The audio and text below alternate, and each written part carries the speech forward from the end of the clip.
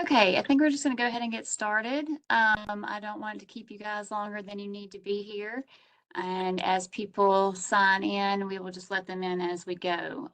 We've got a lot of good information to share with you guys today, so I don't want to put it off any further. So I'm going to share my screen. Give me just 1 second.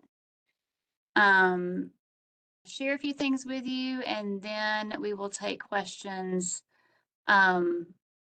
after that, or after we look at each item. So give me just 1 second.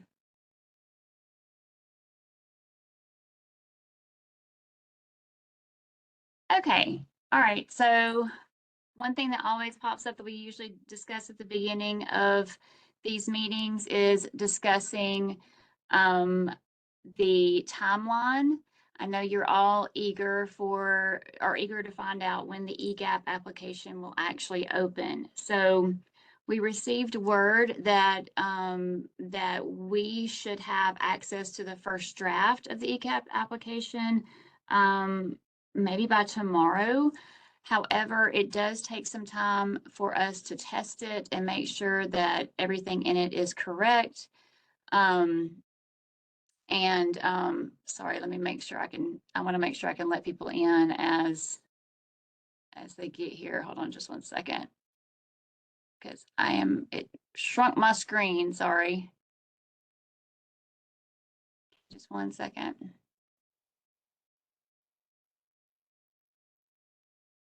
Well, how do I get this bigger? All right, give me a moment. I'm going to actually.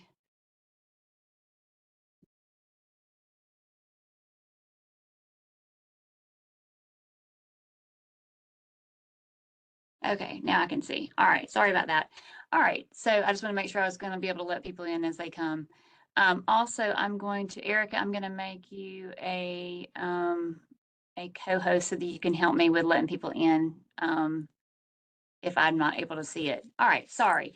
Okay, so I know you're ready for that. Oh, as I was saying, so the EGAP application, we have to take some time to go through it, test everything, make sure everything works correctly. If we find anything wrong, we have to get that back to IT and they have to make those changes. And then we're actually going to have to create 2 application portals. One for those who are applying for grants that are summer only, and one for those who are applying for a grant that would either be academic year or academic year and summer. So if you've read through the RFA, you know that that we made sure this year to advertise that we could do that there would be a summer only grant that would be available.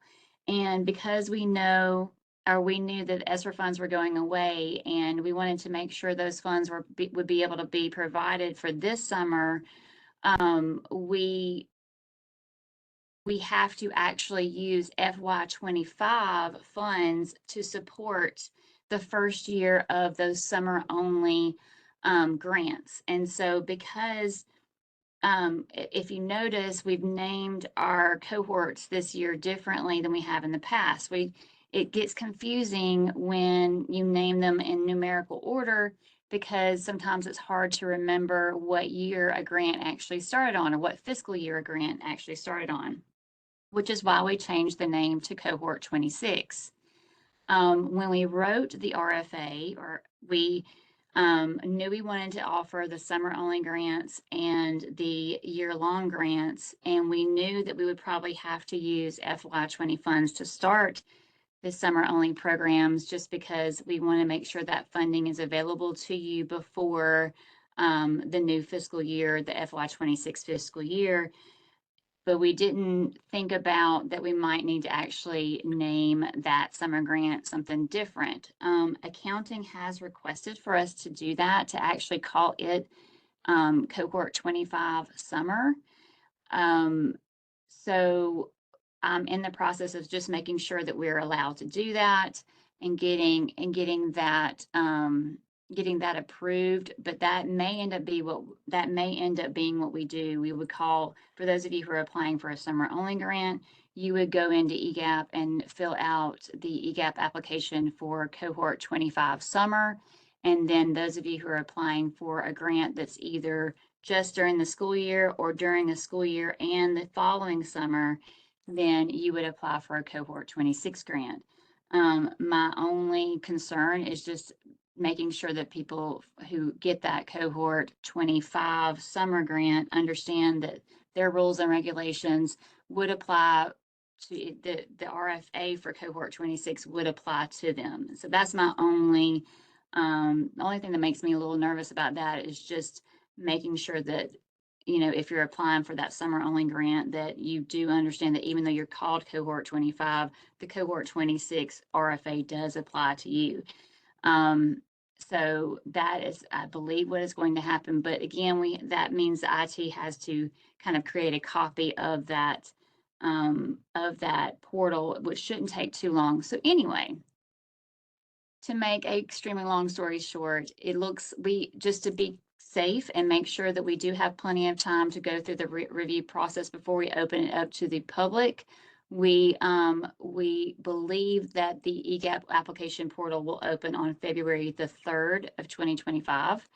Again, this timeline has not been officially posted to our website because I'm still waiting for approval for it, but we have kind of sent out the dates with by email, and just notice that we have made sure to say that if anything, that this is subject to change if we have any other issues that come up that create further delays. I have learned at this point that anything can happen, and never to say that anything is written in stone as far as dates goes, because things tend to take longer than we ever expect.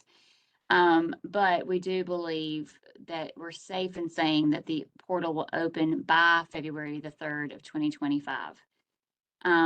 We will have a virtual EGAP application portal unless something changes. We plan to have the virtual EGAP application portal training that same day on February 3rd from 2 o'clock to 4 o'clock, where we will walk you through the portal process.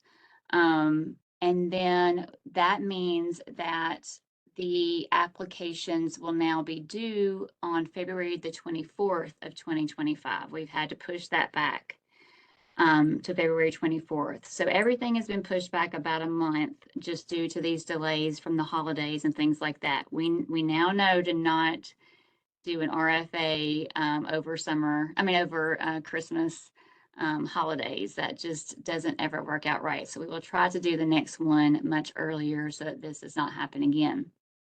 In the meantime, I have added some additional RFA office hours that that we can continue to come in and ask questions. And so these are the dates of those. Again, this should have been sent to you by email if you're on our listserv. So today's office hour, today is the 9th. So this is today's office hour. We will have the next one next week on the 16th from 10 a.m. to 11 a.m. Then please remember that on January 17th is when your intent to apply letters are due. Again, this is not a mandatory thing that you do in order to apply for the grant. It is optional, but we really appreciate it if you do fill this form out and let us know that you're applying so that we can make sure that we have enough peer reviewers to review all of the grants that we will have coming in. I believe last year, the last grant cycle, there was a delay in the grant because they did not have enough peer reviewers. And we don't really need to have any other delays if we can help it. Pushing things back a month is making us have very tight turnaround process of reviewing your applications and then sending those applications to the ones that reviewing them, scoring them, figuring out which ones are going to be granted, then sending those to be routed and approved. All that takes time, and so we really need to make sure that we have enough peer reviewers in place to tackle all of these applications. So please get that in if at all possible. I'm trying to think if there's anything else. So due to this date being, there's I'm getting ahead of myself, sorry. There will be another RFA application office hours on January 23rd, and then again on January the 29th. You don't necessarily need to know this peer reviewer application due date, but again, the application portal will open on the 3rd. We will have that training also on the 3rd. We will have another RFA application office hours on the 10th of February. And then your applications will be due on February 24th. And then after that is when we begin the peer review training and that process. We hope to submit our grant winners to the state superintendent for approval on March 31st, and then announce the grant in late April of 2025. We still want to try to get that done in April if at all possible, so that you guys have plenty, so that those of you who are doing the summer only grant have plenty of time to know how much money you're going to have and to get your summer programs up and running for them to begin on or around June 2nd of 2025. So that is the update for now. Hopefully that will be that will be the last change to our timeline, and we will be able to stick to this schedule. Everybody keep your fingers crossed and say a prayer and whatever you have to do to ensure that this is the schedule we end up sticking with, and hopefully everything will work out from this point forward so that we can do that. All right, so that was one thing I wanted to share. I see questions popping up, so hold on just one second. Okay, now I can see the chat. All right, so give me a second. Let me answer your questions. All right. If you have already submitted prior to the original deadline, is that okay? I'm assuming you're talking about the intent to apply, and yes, that's absolutely fine. You can go ahead and send that in now. Yes, great. You can go ahead and send that in whenever you want to. That's just we just updated the deadline so that people would know they still have plenty of time to send that in, because we had to kind of because we have a delay in everything else, we just ended up delaying that as well. All right, do we have to resubmit a second letter of intent? No, no. The one that you've already submitted is fine. Okay, all right. All right, so any other questions about the dates or anything having to do with the timeline?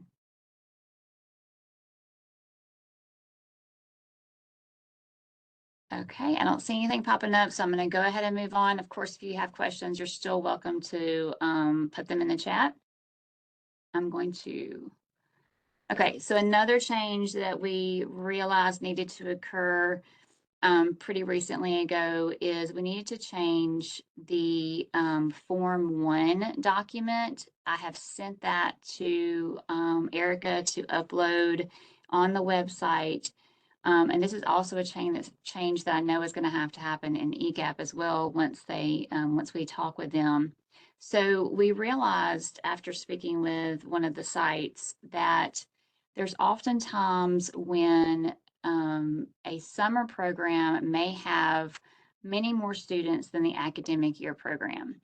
And if you remember in Form 1, we had it basically where you just added up all of the students for both summer and the school year, and added up all of your program hours, including your summer and your school year program hours. And at the time, I didn't think about that might be an issue, but it got brought up. Well, what if during the school year, we typically only have 50 students, but during the summer, we serve as many as 150 students? Well, do we get to add those two together and say that we serve 200 students? Because it may not be the same students.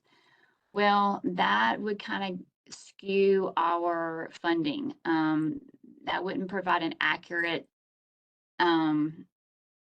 it wouldn't provide an accurate calculation for the funding that you would need for your program. And so we realized that we needed to divide the academic year calculation and the summer calculation, sorry. So if you are, we basically have just added this one thing. So we've just separated the base funding calculation into academic year and summer. And so if you are going to serve students for both, then you would put the number of students that you're going to serve during the academic year here, the number of program hours during the academic year, and then get your calculation. And then you'll do it separately for summer. So if you're serving, it could be the same number of kids, it could be a much higher or much lower number of kids for the summer. So you would put the number of kids you plan to serve during the summer, then again the number of hours for the summer, and then multiply that by 6. And then those two will be added together to give you your base funding requested for your whole year.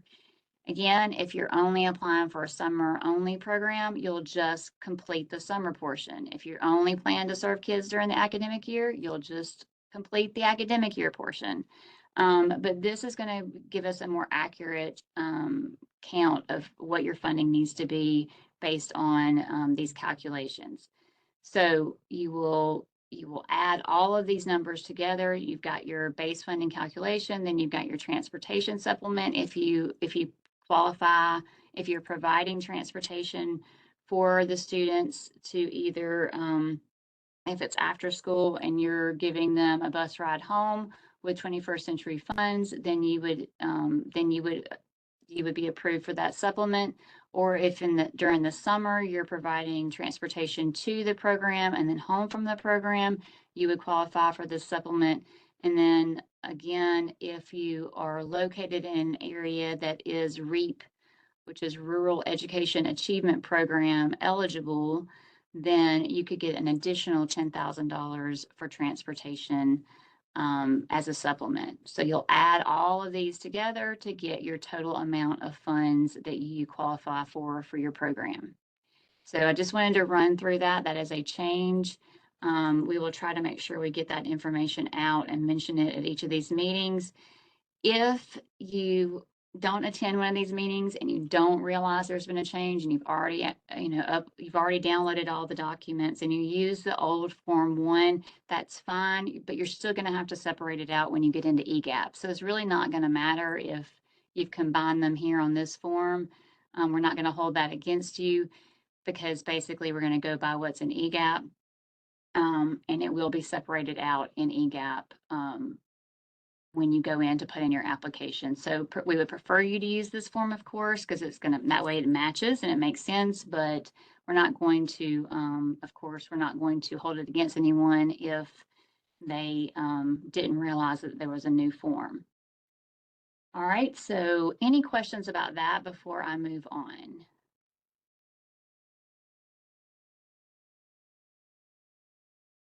Okay. All right, that was just a question about will this, will the form be added to the website soon? And Erica has stated yes, she'll make sure that is done. All right, do we have to wait until the EGAP portal is live to get access to the MOA letter to provide to the school principal? No, all of the forms that you need access to should be on the website. We made sure that there are several different versions of each form. So you've got, excuse me, each of the forms that we expect you to provide with your application. We've got, for most of them, we've got at least 2 options. One, like for example, this form is one that you could print and write on, just manually, you could write on it. There's also a version of this form that I sent to Erica to upload that is a fillable form so that you could type into it. All signatures, though, do need to be handwritten. Anywhere where I ask you to sign something, that would need to be done in writing, by hand or manually. So all of those should be able to be accessed on the 21st Century website, where you can go ahead and download those and get those created. So that would be one of the documents that you could, and thank you for Casey or Cassie, I'm not sure which one it is, for putting that link to the website so you can get to those forms. Okay, how will we receive an EGAP login? We're a nonprofit, not a school district. So this is something that we do need to address for sure. You will need to send me your information. I actually thought about this yesterday or the day before and sent an email to our EGAP, kind of our EGAP contact, just to ask what information that we need to collect from you guys so that you can be added to the system. And I haven't gotten a response yet, or if I have it, I haven't seen it yet. I get so many emails a day that sometimes it takes me a couple of days to get through them all. So I haven't seen the response to that. But as soon as I find out exactly what we need to collect from you guys, we will send out an email through the RFA listserv. It'll probably have a link. I'm probably just going to create like a Google form or something for you to fill out so that if you don't have access to EGAP, we can make sure that we get you uploaded into the EGAP system before February 3rd. So that should be coming, either tomorrow or early next week. We will make sure we get that sent out. I just need to know exactly what information I need to collect from you. I don't want to have to do it more than once. And so as soon as I get that response, we will get that sent out to you guys so that we can get you into EGAP. All right. Okay. So it says, who are we designating as the project manager? Should this be the program director? So it could be the program director, but it's really the person who is writing your grant. So that would be your project manager. That's this person here. We're asked for this information in case we have a question about the grant or a question about something that has been written into the grant. That way we know who to contact. And so it could, your project manager may be the same as your program director. Or, I know some sites actually hire people to write their grants. You can't use 21st century money to do that, but I know that it has been done in the past, or they may contract with someone to help write the grant. So it's really the person who is actually writing the grant so that we know who to contact if we have a question about the grant. So that may be the program director, it may not. It just depends. Any other questions about this document? All right, well, I'm going to move on, but if anything comes up, if you think of anything, then you, of course, can put it in the chat. The next thing I wanted to share with you, and it's funny because one of the questions you just asked is on here, but I have created a Cohort 26 Q&A that is going to be uploaded to the website very soon. I'll probably will send this to Erica to upload tomorrow. What I'm trying to figure out is if there is a way for me to update how often I want to update it and that sort of thing.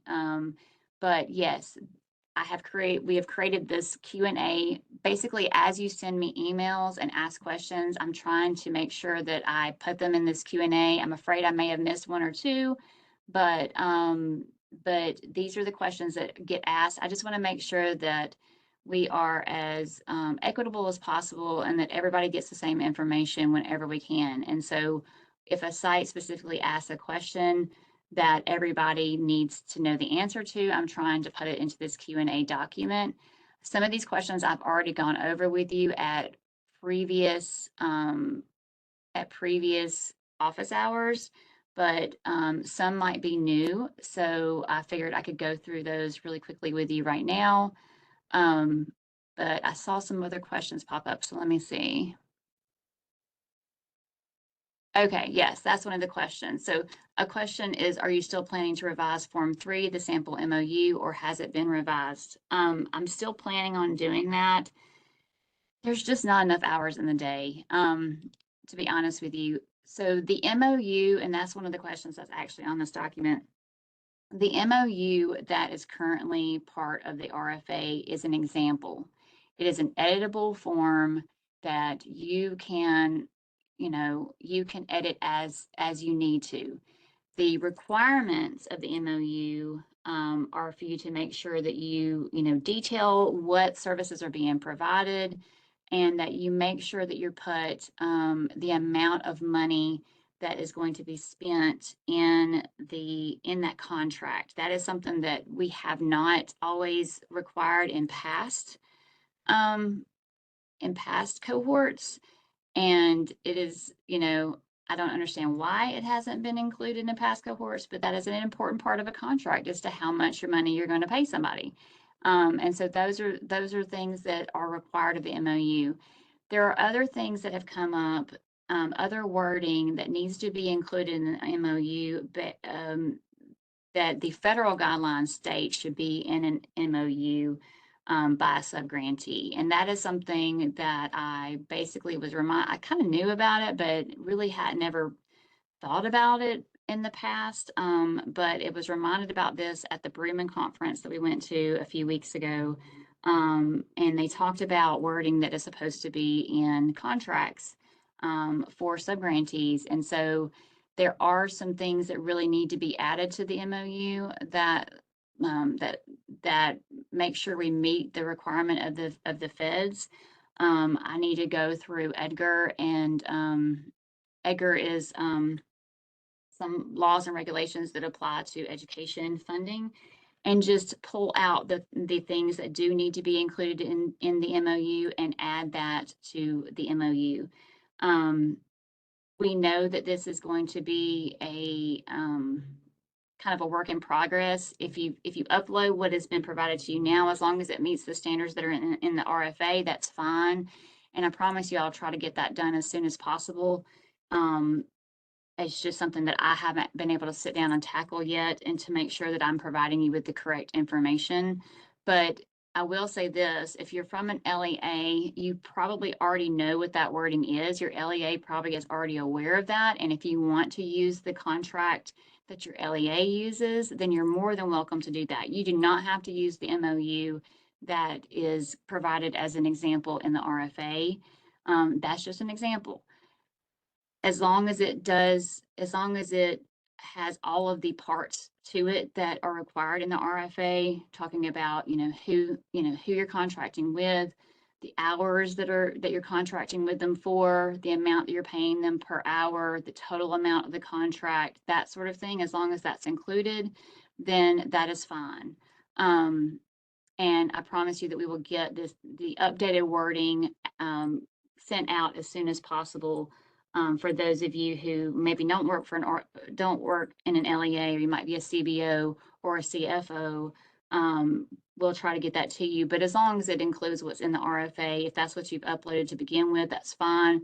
We know, like, for example, for cohort 16 and 17, we know this is an issue with them as well that we need to address. And so it's kind of one of those things that we slowly weed out the old contracts and weed in the new one, bring in the new ones, and the new wording that needs to be added. So just be aware of that, and I'll try to get that out as soon as I can. Okay, I noticed the RFA that there is a 5,000 character limit per section in the EGAP application. We have begun working on our narratives for the components. Will each component be a section in EGAP, or will there be subsections? So that's a great question. I tried to divide it up into subsections wherever I could. So if you go and look at the RFA and look at the rubric that is going to be used by the peer reviewer to score your applications, it has the EGAP application is going to be broken out in the same way that scoring document is broken out. So you can see the areas that have been divided out into subsections, and you can if I were you, I would already have begun working on typing these narratives up, and you can see how the narratives need to go into how they're going to go into the EGAP application.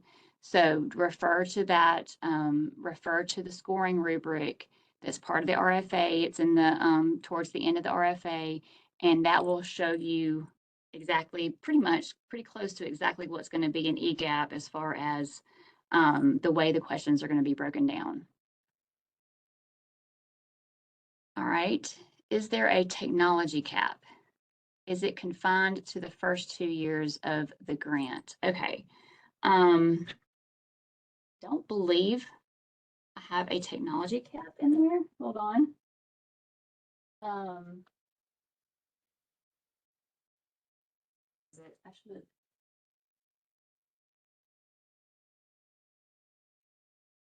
I don't. As far as a cap, I don't believe that there is a technology cap off the top of my head. Please help me if I am misstating. We pretty much kept with the same types of caps that have been provided in the past, but so for the second part of the question, is it confined to the first 2 years of the grant? It will actually be confined to the first 4 years of the grant. So because we've gone from our RFAs, our grants being a 3-year grant to a 5-year grant, the rule basically is that we don't want sites spending a huge amount of money the last year of their grant, because that may be the end of their grant, and there's really no reason to make a large equipment purchase the last year of a grant when it's about to end, not knowing if it's going to, if you're going to have another grant in the future or not. So, so as far as technology goes, you can purchase technology. You can make those larger purchases any year but the last year of the grant. But I don't believe we have necessarily a cap for technology.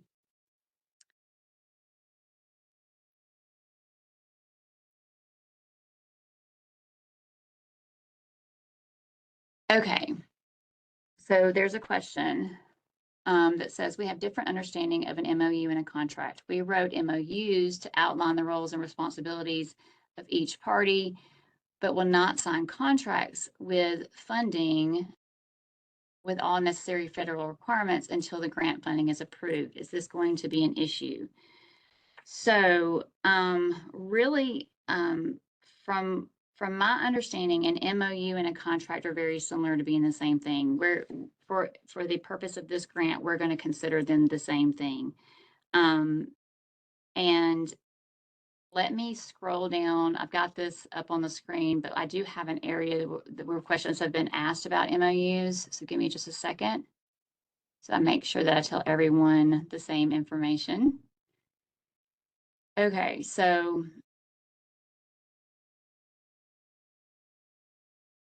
all right. So a very similar question was asked, and it may have been you, Megan, that asked it. I can't remember, but this question here, it says, how do we secure a contract now when we don't have secured grant funding until our application is approved?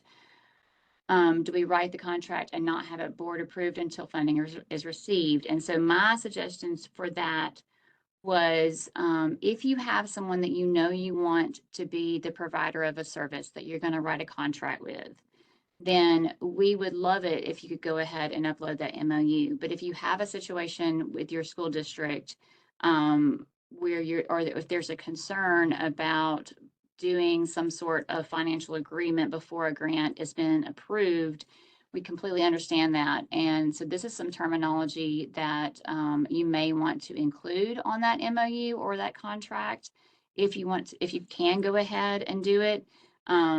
Something like this. So this agreement is subject to termination if the 21st Century Grant is not awarded, or in the event of proration or reduction of the funds from which payment under this agreement is made. You could also put a clause such as all partners, contractors, etc., understand that this contract is not effective until it has received all requisite local and state government approvals, and parties shall not begin performing work under this contract until notified to do so by the 21st Century subgrantee. Also, you don't have to upload the MOU/contract before you submit your application. It does say in the RFA on it, highlighted it. It does state in the RFA that the grant, oh, here it is. So it does say in the RFA that if you're awarded the grant, a copy of each MOU must be uploaded into related documents or the LEA document library in eGap within 30 days of receipt of the grant award. So again, we would love for you to go ahead and upload those MOUs so that we can review them and have that grant approved as quickly as possible if you get the award.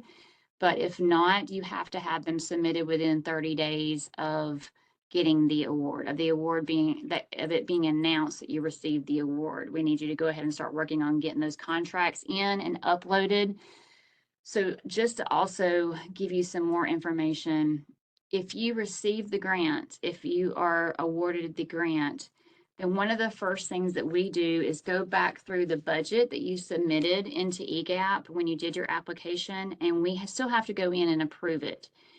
We understand that you might write your application and there might be things included in your budget that are not allowable, or you may use incorrect funding codes or object codes or something like that. We expect that sort of thing. That is fine. That's not going to keep you from being awarded a grant, but we do need to fix it before you have access to your funds. So if you write the grant and you create a really good application, but you have some things in your budget that may or may not be allowable, we at the ALSDE go back through your budget in the grant and make sure that it is correct before you have access to your funds. And so this is one of the things that would have to be uploaded before you would have access to those funds, is the MOU.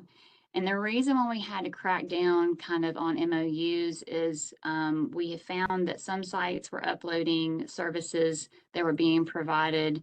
Well, some sites weren't even doing an MOU, which is against federal regulation. They said they were contracting with somebody, but they weren't actually going through the MOU process. So that was a problem. And then in some situations, we were seeing where the MOUs were being created with a person, or maybe, you know, a company or something that was not necessarily the best choice for that job. It could be, so just an example that was given to me yesterday by a program director was an MOU being submitted for someone who learned some line dances on TikTok, and now they're wanting to be paid $175 an hour to provide line dancing classes at the 21st Century site. That is not acceptable, right? If you want to provide dancing at your site, if you want that to be one of your enrichment activities, then you need to contract with an actual dance company, someone who has long time experience in dance. They have a company, they're professionals, that sort of thing. And so that's the kind of things that we have to look for with the MOUs. And that's why we can't just approve funding to go to a purchase service unless we see who that purchase service is with. We want to make sure that the correct people are being hired and that they're being paid the correct amount of money.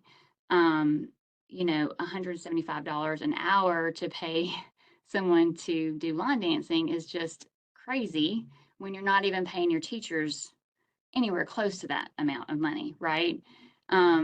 Your professional teachers, some of them have master's degrees, you're not paying them $175 an hour. So why would it be acceptable to pay someone $175 an hour to come in and teach a line dancing class, right? So that's you need to look at fair market value and that sort of thing. So those are things that we have to look at before we can approve those expenses.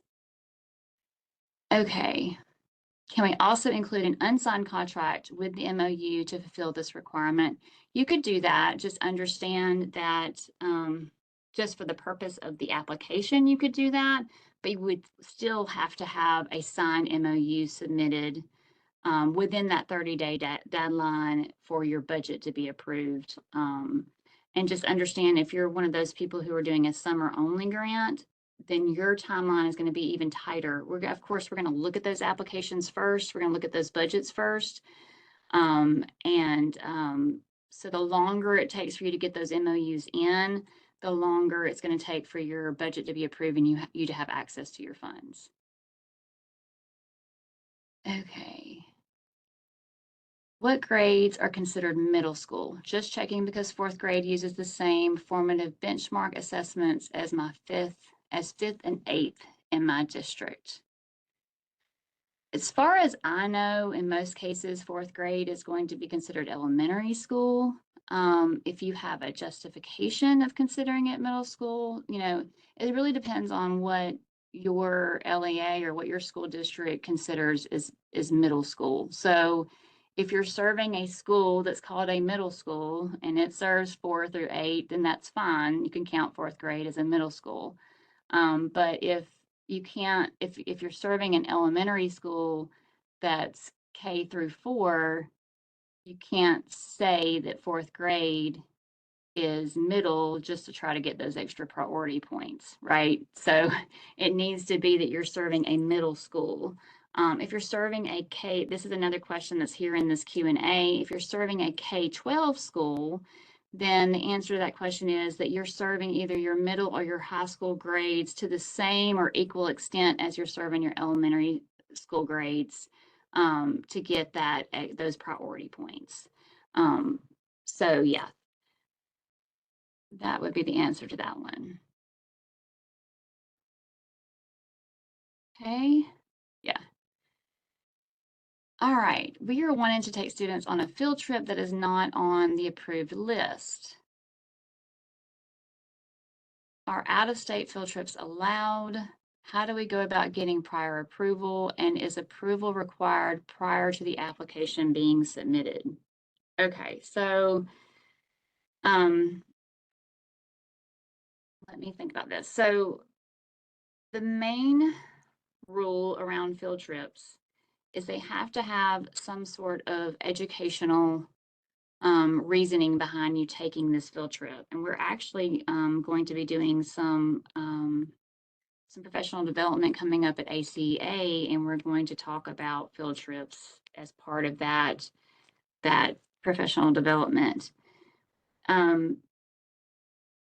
We highly encourage you, when you're thinking about the activities that you're going to provide at your 21st century or for your 21st century programs, think about ways that you can maybe do unit type learning, right? So let's say, and I see it popped up, Chattanooga Aquarium. Okay. So let's say that you've decided that as a unit, you're going to study, you're going to do a unit on the ocean or the sea or however, that environment. Maybe you're going to do some sort of environmental unit in your program. And so you're going to do things, you're going to try to find way, like your unit is the ocean or the environment, and you're going to try to find ways to do activities, math activities that you can tie into that unit. You're going to try to figure out, of course, it'd be pretty easy to find science activities you could tie into your unit. Reading, you're going to read about fish. You're going to, you're going to explore different types of sea creatures, that sort of thing. And if you have that in place, and then going to the Chattanooga Aquarium is a feasible thing that you can afford to do with your program, and it's part of that unit, and you have some sort of a lesson plan that goes with it that is part of a bigger picture, then that could potentially be approved. I would say go ahead and put it into the application. Now, of course, I can't think of, I don't have, Erica, you're in here, and so you can please chime in if we've always said that if we've ever said that out-of-state field trips are not allowed. I don't know of it being in the guidance where it says that out-of-state field trips are not allowed, but it may be something that we've had as a rule in the past here in the state. No, in the past, we just said that you'd only have one out-of-state of field trip approved per year. Okay, perfect. Thank you. So there's your answer to that. So as long as you have good reasoning to do it, and it's part of the learning you're doing with your kids, I don't have a problem with it. Something that came up in recent conversation is, please, when you're thinking about field trips, think about the learning you're trying to get, that you're trying to provide to the students first, and then think of field trips that will enhance that learning Don't come up with a field trip that you want to take and then plan a learning activity around the field trip you want to take, because that's just kind of backwards, right?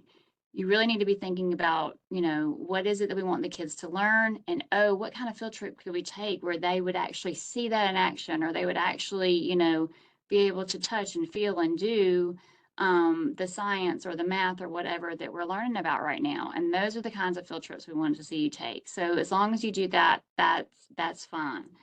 Another thing I just want to throw out there, another thing I want to throw out there is at the Bruman conference. And for those of you who may not know, Bruman is a law firm that specializes in federal programs. They are the they are national experts on federal programs, and they have conferences every year we go to, but a lot of times they talk about findings. They talk about states that have gotten in trouble for approving certain things. And one of the things they brought up the states have gotten in trouble for is approving a field trip to an amusement park, even if it had a lesson plan attached to it.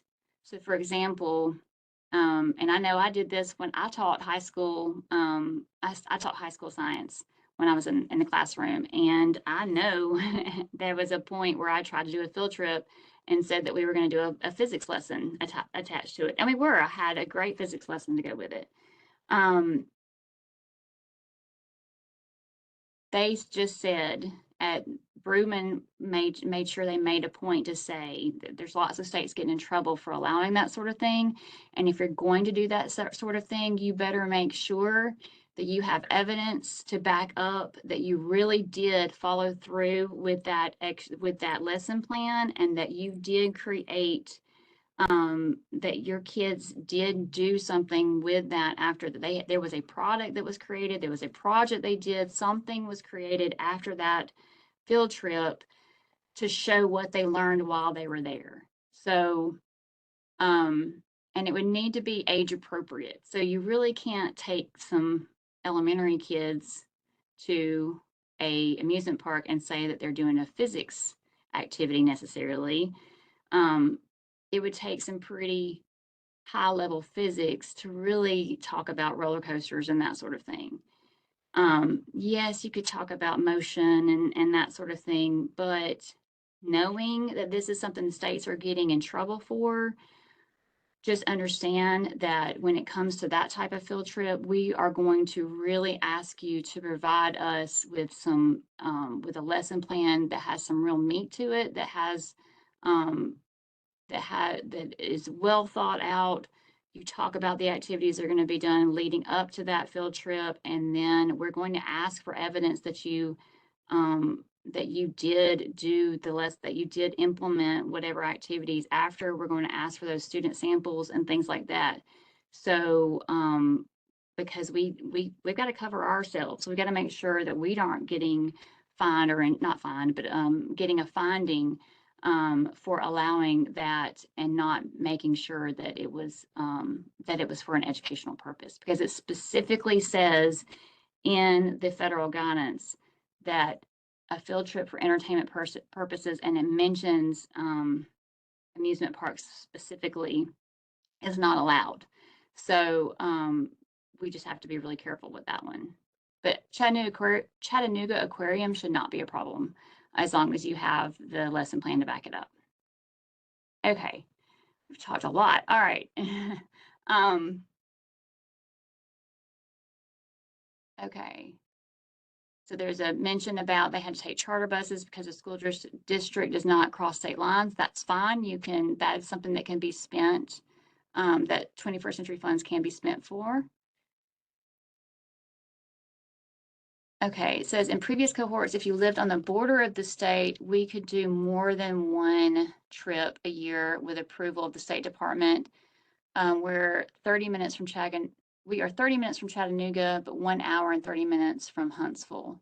Yeah, again, that seems legitimate to me. So again, anything like that, you would need to get State Department approval. Okay. How and where do we need to document service learning projects in the application? That is a good question. I know it's in there somewhere. Let's see.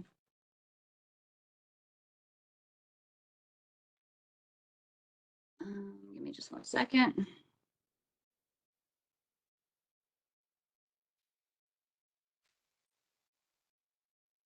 So,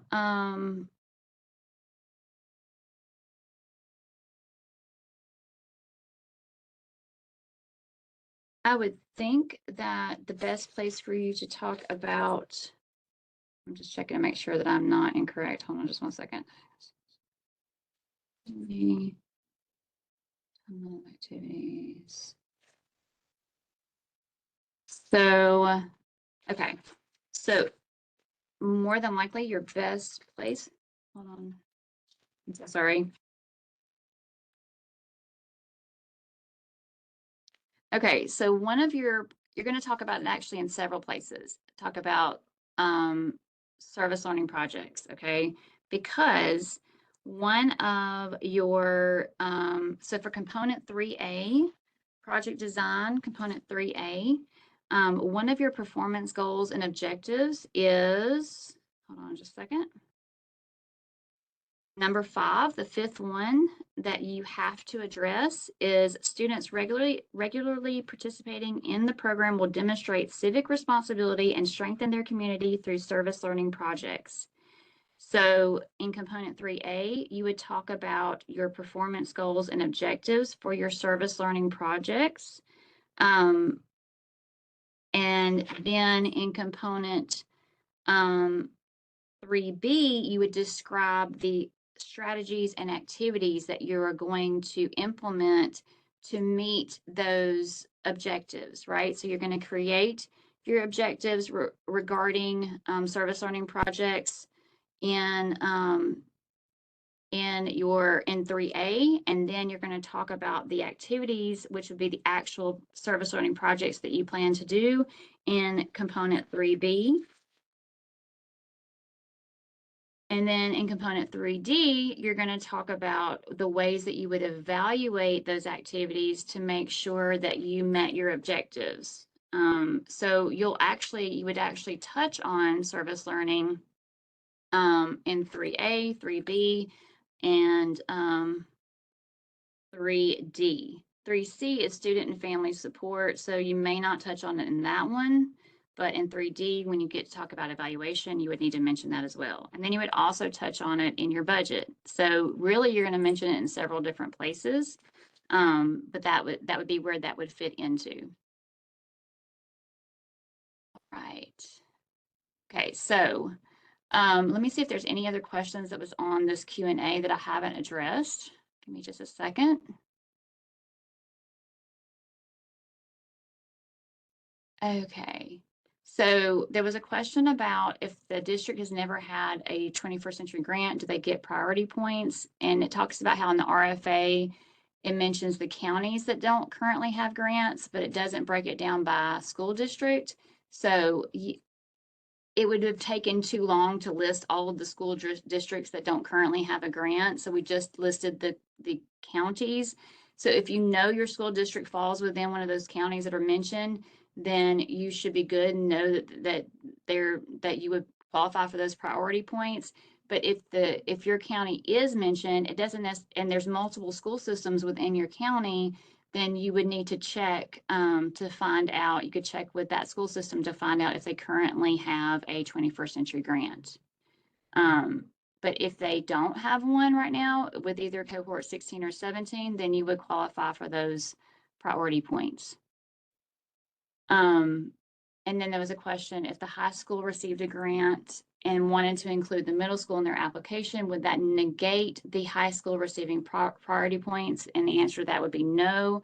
Those priority points are actually for any program that plans to serve either middle or high school students to the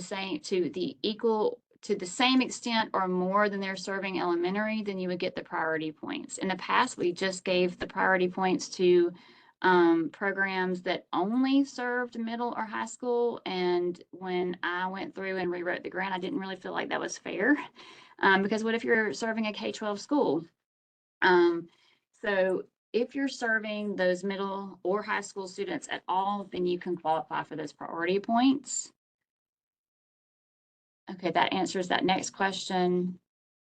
There's a question about indirect cost. I'm not going to read that right now. It's in the grant. Okay, there's a question about average pay per site for an external evaluator and what time commitment is required. So this answer that is in the Q&A is slightly different than the one that I emailed out to the person who asked it after thinking about it a little bit further. So most sites do pay the full 3% of the grant per site. However, now that we have, and this is the new part that I didn't send to that person because I didn't think about it at the time, but now that I've thought more about it, if you're using that new calculation formula to figure out how much money you're going to get and you qualify for more than $200,000, then we would not recommend paying an external evaluator more than $6,000 per site unless that evaluator was contracted to provide services that are above and beyond what's normally expected. $6,000, in our opinion, is more than enough, more than fair for one site for an external evaluator to do the things that we require. And so if they want more than 6,000 because it's a larger site or because they're getting more money, you need to make sure that they're providing extra services on top of what's already expected in order to justify paying them more than $6,000. We don't want external evaluators asking for more money just because the site serves more students and gets more money. It needs to be based off of the services they provide. And so just keep that in mind when you're determining your budget and you're thinking about what you're going to pay your external evaluators. If you're getting closer to that 500,000 mark per site, then we would really want you to justify your reasoning for paying them more than $6,000 per site, because really that should be plenty of money to do what they are required to do. So you would need to explain if you do plan to pay them more than $6,000 because your grant is for more than 200,000, then we would need you to justify what they're providing in return for that additional money.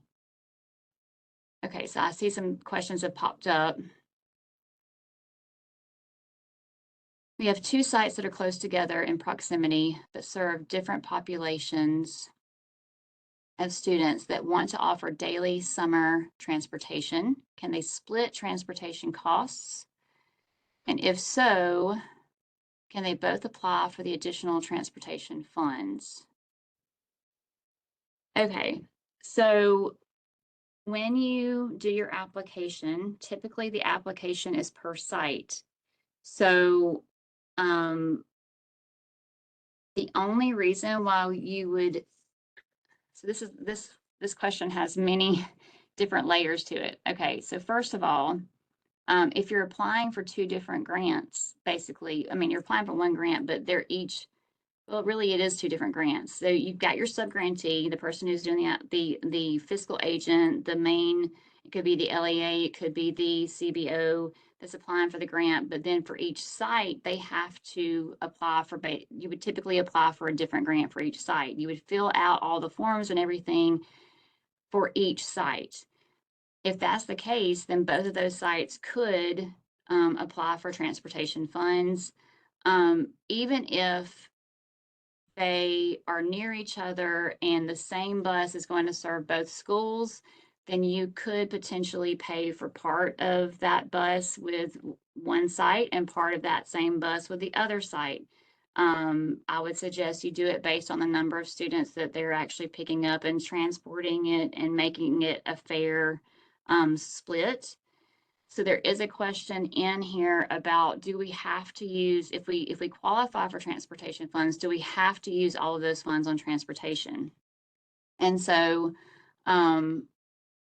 my answer to that question, and I can scroll down, let's see, find it really quick. Give me just one second. Here it is. My answer to that question was once the grant is awarded, so if you say you're providing transportation, you've applied for the transportation supplement, you're providing transportation to or from your after school program, you're at either from your after school program or to or from your summer program. Once that grant is awarded, you don't have to spend the full supplement on transportation if you don't need to, right? However, if you get the transportation supplement and then you don't provide transportation to those students, then you're subject to having that transportation supplement removed from future years of your grant. So if you say you're going to provide transportation and then you stop doing that for whatever reason, then we would pull that extra transportation funds from your next year of your grant. But as long as you're doing what you said you're going to do in your RFA and your application and you're providing them with that transportation and you qualify for it, then that is fine. Both of those sites could get that transportation supplement. Okay, so if we are cohort 16, we would not be able to get the points. We don't have anyone who's cohort 17, so no one will have a grant. That is correct. If anyone has, it's just that one priority point. There's like 5 or 6 of them. But for that particular priority point, it is only for sites that don't currently right now have any 21st century grants.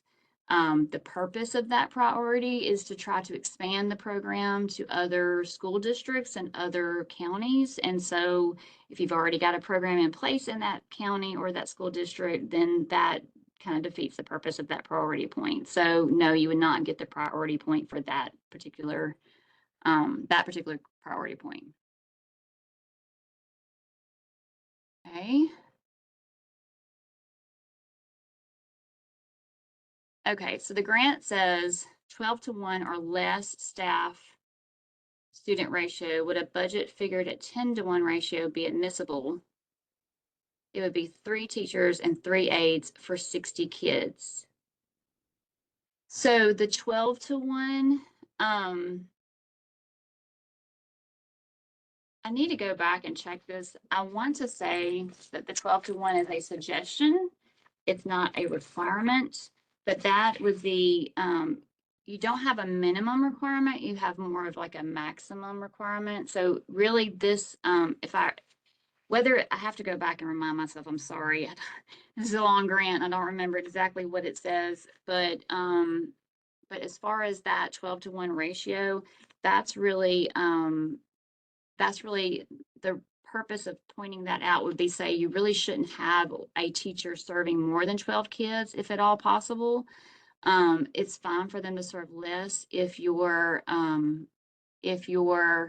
funding allows it. If you get enough funding where you can do a 10-to-1 ratio, that's perfectly fine. Again, it really is based on your funding. And just remember, your budget is that you can request is really based off of how many students you say you're going to serve and how many hours your program is going to be. So you have to take what that calculation, the amount of money that calculation comes up to, and figure out a way to make your budget work for your staff ratio. So there is a cap on like your administrative costs and things like that, but you're welcome to have as many teachers or aides as you need to do what you need to do as long as your budget supports it. Okay.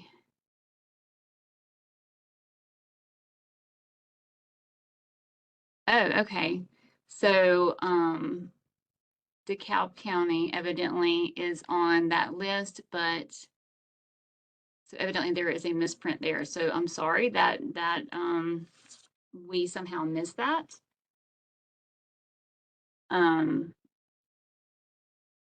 But we will make sure. So again, if there are counties on the list and you know that county does have a 21st century program in it and you're in that county and you know that you currently have a 21st century program. Please excuse the mistake. I had one of my staff go through and create that list, and so we thought that it was correct. But if there is a mistake in there, then then we apologize for that mistake. But we you would not you would not need to check that as one of the priorities that you're applying for. Thank you for your honesty on that. Okay, I'm trying to think if there's anything else. I know we're actually past time, but I don't have anywhere I've got to be, so I'm fine with continuing to present as long as you guys are good being here. I just want to make sure if there's no other questions you have. Oh, there was a question about how to determine your percent poverty if you cannot find a consolidated application in EGAP to pull that number from. So there are a handful of school systems that don't have approved consolidated applications in EGAP at this point. And so you would not be able to see their building eligibility page and pull and figure out what their percent poverty is. If that's the case, you can go to the state report card for the economically disadvantaged and pull the percentage from that. That is perfectly fine. Okay, and then there was a question that came up about, can we have 2 schools on 1 grant? And so this is one that technically you can do, but we advise against it if at all possible. The only reason why I could see that a site might want to have 2, I see it for potentially 2 reasons.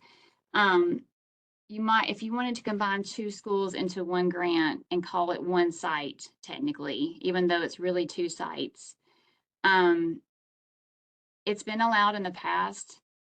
In all honesty, I'm not really sure what the federal government thinks about that. I do know that it states in the federal guidelines that the reason why there's a $50,000 minimum is they want a program or a site to have enough money to have a robust after school program or a robust summer program. And so if you had 1 grant and you only got $50,000 for that 1 grant and you're splitting that 50,000 between 2 sites, could you really have a robust program at both sites with just $50,000? But I could see, the only reason why I could see why you would want to do that is maybe you don't have enough students. Maybe you're a really small school and you don't really have enough students that are going to participate in your after school program to get you that 50,000. And so you want to combine 2 schools together.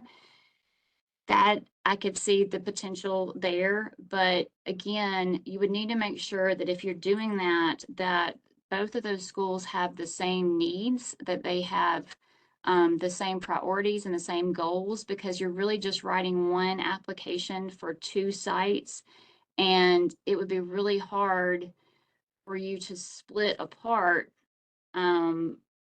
the program goals and activities and things like that for 2 sites into 1 application, unless they have the same goals, the same needs, the same issues. You're going to use the same exact evaluation methods and things like that. So if you can avoid it in any way possible, we would prefer for you to write it for, if you're going to have 2 different schools that you're serving, we would prefer you to write 2 different grants.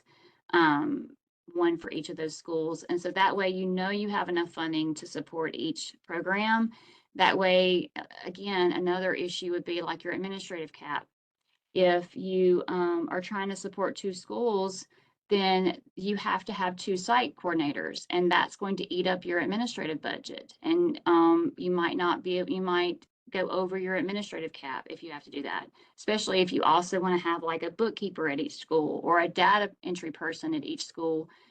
You may not have the funds to be able to do that if you just write a 1 grant that's covering both schools. So I know it's been allowed in the past, and I'm sure there were reasons for it, but we would prefer if you did not do that. I'm not going to say it's not allowed, because evidently it is allowed, but we would advise against it, strongly advise against it if you can help it. Now another reason, let's see, confirming that if 1 site serves 2 schools at 1 location, that's okay. Yes, I could also see that. That would be another reason why you might want to do that. But again, it depends on what those two schools are. So if it's a, let's say it's an elementary school and then a middle or high school, are those kids going to have the same needs?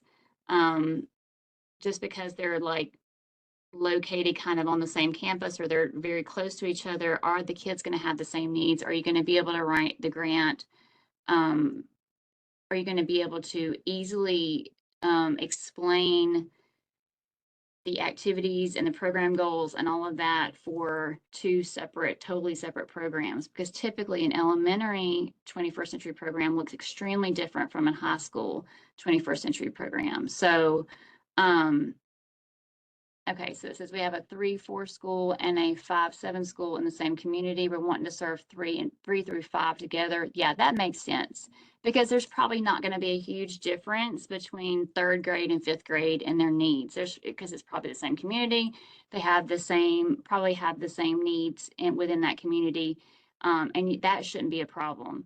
The problem would be like if you're trying to serve lower elementary and upper high school, they're going to have different needs, right? And so that would be, we would encourage you not to try to combine that together because the needs are going to be very different between those two populations of kids. So really, as in lots of things with education, the answer is it depends on the situation as to whether, you should combine those two together as one grant. If you can make it work, that's okay, it's fine. And in this case, Megan, that's perfectly fine. But there would be some reasons why it might not be a good idea. Okay, I'm trying to think if there's anything else.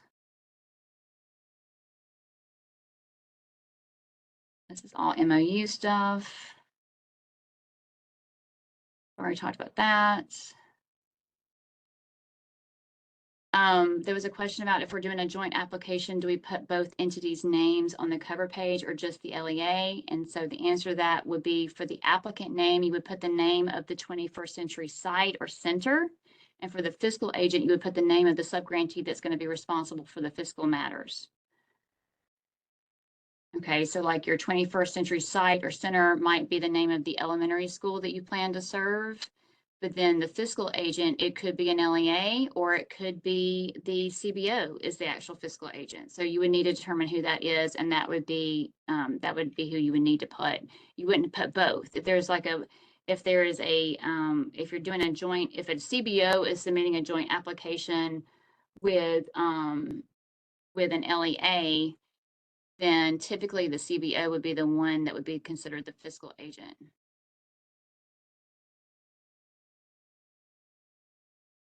Okay, so I currently run an after-school program and a summer program at a Title I school, and I have have a second location. So that's 2 applications, correct? And I have a second location. So can you unmute yourself and explain the question a little more? I'm not exactly sure what you mean.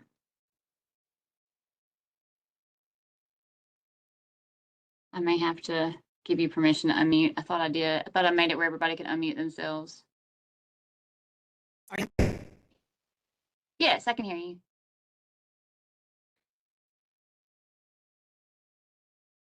Actually, stop. You're breaking up really bad, and I can't hear you. It's like it's breaking up really, really bad. I'm so sorry. Okay. Maybe type it. I'm so sorry. You sound like a robot, and it's really hard to understand. It's very what's the word? Glitchy sounding. Sorry. But we'll come back to you. I'll give you time to type that out, and then we'll come back to your question. I just wanted to show everybody one other thing before we end it, even though we're way over time. I apologize. Let's see. I think all these other questions. Oh, this is a recent question that popped up. It said, when looking at the program hours, do I add the time that pre-K starts at 2:15 because that program goes from 2:15 to 5:15, or do I just count the 3:15 to 5:15, which is the K8 for a regular day. And so the answer to that question is guidance does say that you can serve pre-K students as long as you are doing activities with those students as part of your 21st century. As long as you're doing activities with those students, that's going to prepare them for kindergarten. And so as long as you're not just babysitting during that extra hour and you're actually doing some kind of educational, or some sort of enrichment activities with those kids during that hour, then you can count that hour as part of your program, hours, because you're serving kids, and those kids can be part of your 21st century program. So that is perfectly fine. Now, if you just have somebody sitting in a room with them and babysitting them, and not doing any kind of activities or anything like that, that would be a different matter. But if they are doing some sort of activities to kind of help prepare them for kindergarten, then that's perfectly fine. Okay. So I've got one other thing I wanted to show you guys, regarding the braiding of funds. If you're good on braiding, you don't have any intent of braiding, you're welcome to leave leave here, because this is like the last topic I wanted to talk about today. But if you are interested in braiding not blending, but if you're interested in braiding funds, I do have a couple of examples that I can share with you of braiding. This is a presentation that I recently created earlier this week that I thought would be helpful to you guys. It goes into blending versus braiding. You typically would not blend any funds with 21st century, so I'm going to skip part of this, but basically the difference between the two, I'll just go ahead and talk about this really quick. The difference between blending and braiding, and I'm hoping you can see this without me actually doing the presentation, because it makes all the screens go crazy and I won't be able to see you guys. But blending is where you take multiple funds and you merge them together to create basically almost like a new funding source, where all of the funds that went into it lose their identity. It requires statutory authority. We typically don't blend education funds very often, okay? But we can braid funds. And so this is where you take funds from multiple sources that have a common goal, and you use them, you put them together. They have a common goal and you're able to use them together to meet that goal, but you still have to meet the requirements and rules and regulations that go with each of those grants. Okay, they still have to maintain their identity when you braid them together. And so I'm not going to go over all these slides, but I wanted to just give you an example of ways this could be done. So I'm going to skip ahead. And so this is just an example. Let's say you're at a school and you want to focus on social emotional learning. So you could use, this is just an example, you could use your local funds to hire a district-wide counselor. You could use your Title I funds to hire or to do PBIS activities or restorative practice training, or hire additional counselors. You could use your CSI funds. That's your school improvement funds to pay for a mentoring program or the bar program.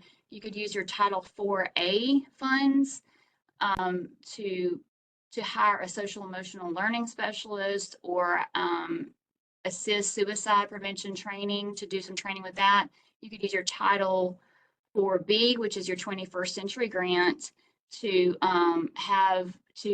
fund after school or summer programs that have embedded social emotional activities in them, or to contract counseling services and that sort of thing. So this is a way that your goal is to impact social emotional learning at the school or in your community, and you can use all these different funds to meet that goal. So I'm going to skip ahead to an example for an elementary braiding funding sources for a robust summer program for an elementary school. Okay, so Title I funds could be used to hire high quality science teachers to provide STEM instruction, mentoring, or counselors. Then you could use your AMSAP funds, which is your that's your Numeracy Act funds, to pay for highly effective math teachers and materials for tiered instruction for your K-5 students. You could use your Literacy Act funds to pay for highly effective literacy teachers and materials for tiered instruction for those K-3 students that you're required to provide that for. Then you could use your Title 4B, which is your 21st Century Grant, to pay for your summer program logistics, like your transportation, your administration. They could also pay for teachers' aides, materials for math or literacy or STEM or enrichment activities. It can pay for field trips, all the normal things that 21st Century can pay for. And then you could use CMP to provide breakfast and lunches for that summer program. So this is all ways that these different funding sources can be braided together to give you a really robust elementary school summer program. Another example for like middle or high school, you could braid together your Title I funds. So those could go towards paying your high quality science teachers to provide STEM instruction. This is kind of all the same. The math funds to pay for those highly effective math teachers. I should have changed this, excuse me. Take off the grades K-5 part. But you still, oh wait, I'm on the wrong one. I'm sorry. That's why it doesn't look right. There we go. I knew something wasn't right. Okay.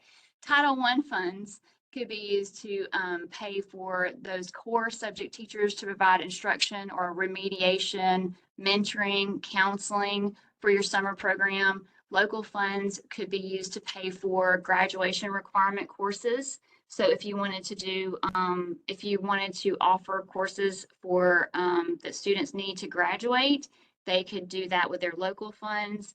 Then you could use your CTE or Perkins funds to pay for classes that revolve around local workforce or career readiness.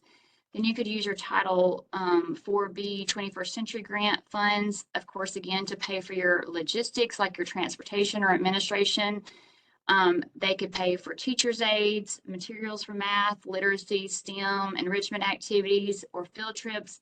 They could also pay for elective courses that are not graduation requirements. So you can use 21st Century funds to pay for a teacher to teach an elective course that's not a graduation requirement by the state. You could offer that during the summer. And then again, CMP could be used to provide breakfast and lunch for those high school or middle school students. And then here is an example summer schedule. Let me see if I can make this bigger. How can I make this bigger? Oops, sorry. Actually, I tell you what, I have this somewhere else. I'm going to pull it up really quick so I can make it large enough for you to see. Give me just a minute.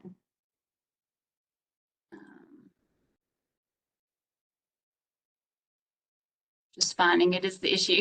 So many files. Give me just 1 second. No, it's not there. Hold on. It is under summer learning.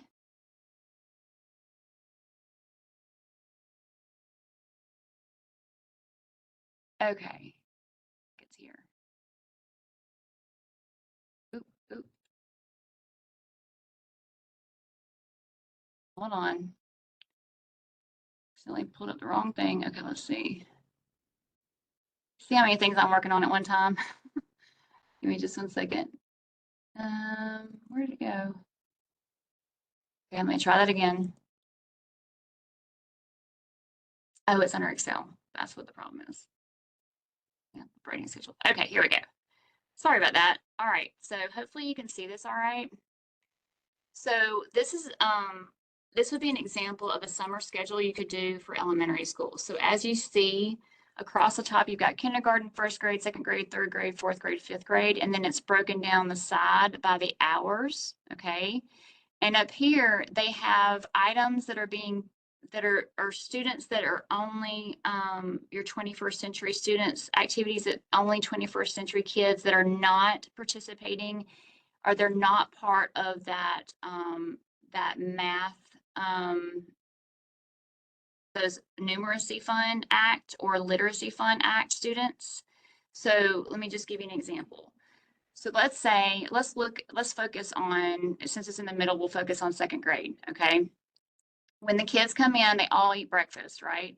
That's funded through probably CMP. Your child nutrition funds is pays for breakfast. Then they have ELA, this is your English Language Arts whole group. This means all the kids that come to 21st Century get some sort of English Language Arts instruction or activity, something fun that involves English Language Arts. All the kids do. And they do that for 30 minutes. And then for the next 30 minutes, they all do a music or art activity, but they focus on vocabulary during that activity. So while they're doing their music or their art, they also include some vocabulary words in that instruction. They're asking questions, they're doing fun things, but they're making sure that they're including some vocabulary during that time.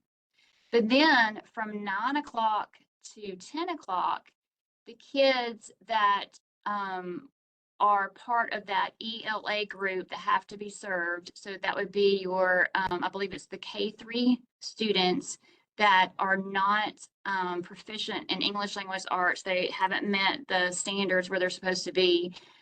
They split apart and they go get their special tier 2 instruction from a highly qualified English Language Arts teacher and that person is being paid for using Literacy Act funds. And any materials they use during that time is being paid for with Literacy Act funds, right? And while those kids are doing that, you got the rest of the kids in your program doing some sort of enrichment activity. So it could be some kids are doing a dance class and some kids are doing theater, or some kids are doing karate. Whatever the situation is, they're doing their enrichment during that time. So they split apart during that hour, and then they all come back together. So for the next 30 minutes, they then do an activity on nutrition.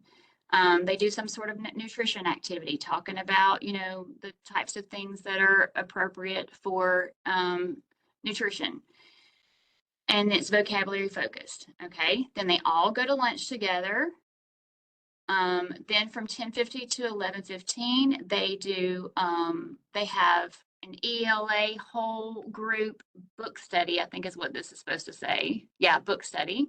And so all the kids together are reading a book together. They're reading books together. They're learning about that book, whatever the situation is. But then one day a week, they do a reader's theater. So they read through, this could be reading through a screenplay or a play. Maybe it's something they're going to do together for a parent engagement night. They're going to do a play. And so all the kids are involved in this, including those tier 2 kids that typically get those extra services that are paid for from the literacy funds. And then they do that one day a week for an hour, but on the other days they do what is that? 25 minutes of reading, and then 25 minutes of health or fitness activities. So maybe they're going outside and doing something fun outside in the sun, running, playing, whatever. Then they come back in, and for it looks like 30 minutes, they do some sort of STEM activity. On Mondays, they do robotics. They all have robotics. And on the rest of the days of the week, they do some sort of STEM activity. Then from 12:15 to 12:45, they do math by the book. I'm not exactly sure what that is. You might know, but it's some sort of math activity that all the kids participate. And then again in the afternoon, they split apart again. So for an hour, you've got, again, your ELA small groups that do that tier 2 instruction again. And then you have your other kids that are part of your program that do some sort of enrichment for an hour again. Then they come back together at the end of the day, do some sort of character ed lesson, and then they go home for the day in this particular example. Okay. Now I got this from a school system that did this last year, and I just kind of tweaked it a little bit to make sure that this program was meeting all of the hourly requirements for ELA, and I mean for your Literacy Act requirements. If they did this all summer long, I think your program would have to go for 20 days from, I think that's right, if I remember correctly. And it would go from 7:45 in the morning until 2 in the afternoon in this case. If you notice, For the upper grades, for 4th and 5th, they have math instruction. So that's going to meet those Numeracy Act requirements. So during this time, if you look at 4th grade, when they split apart, then you've got those tier 2 math instruction that's occurring for the kids who have to get that intervention for the Numeracy Act, which is in 4th or 5th. And so you would use your numeracy funds, I think it's AMSTEC funds, I'm not sure if I'm saying that right, to pay for that highly qualified math teacher to provide that tier 2 intervention, and then any materials that is involved in that. And then for the logistics of the program, you could use any of these funds to provide transportation, as long as it's allowable under the grant, you could portion out the funds that are remaining. So let's say after they've paid for the literacy teachers, and then with let's just focus on Literacy Act real quick. Let's say they've got enough money to pay for the literacy teachers they need and the materials they need, and there's money left over. Well, the leftover money can go towards some of the logistics, like paying for transportation or paying go towards administration or whatever's allowed under that Literacy Act program. The rest of the funds could go towards that, in addition to the 21st Century funds. So as long as you're meeting the goals of all 3 programs, you can easily braid them together. And really, this is 4 programs being blended together, because you also have your breakfast and your lunch that's being provided, and that's going to be CMP. That's going to be your child nutrition funds. So this is just an example that can be used. And I see a question, are these slides going to be shared with us? I'm happy to send this out. I will try to get this out to Erica, that presentation to you guys. I'm more than happy to share that so that you can see this. And I would love to work on some more examples of ways that you could braid funds, but this is just one that was put together, and I used a school schedule that did this last summer. They sent it to me, and I just kind of tweaked it a little bit. So I thought that was a really good resource to share with you guys. Okay, let me see if any other questions have come up while I was running my mouth. Let's see. Okay. I currently have a before care and after care program and a summer program at a Title I school. I also have a second location that I have an after-school program and a summer program. My question is, do I do 2 applications? I would think so. I would think that you would do two.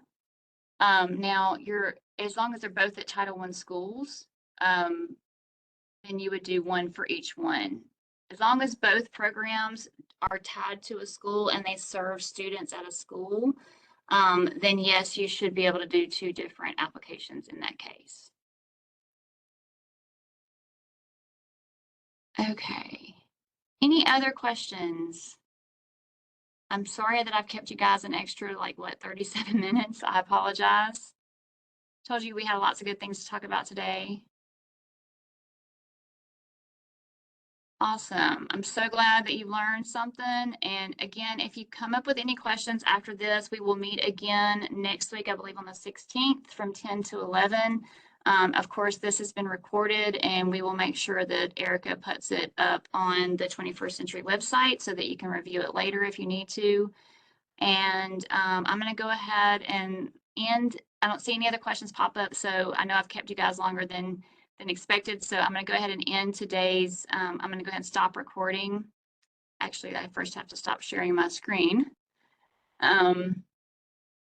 But I'm going to stop recording now. And but if you think of anything, please feel free to email us at the 21st Century email address, and we'll try to answer your questions as quickly as we can. Or you can just wait and ask at the next meeting, and we'll get that taken care of.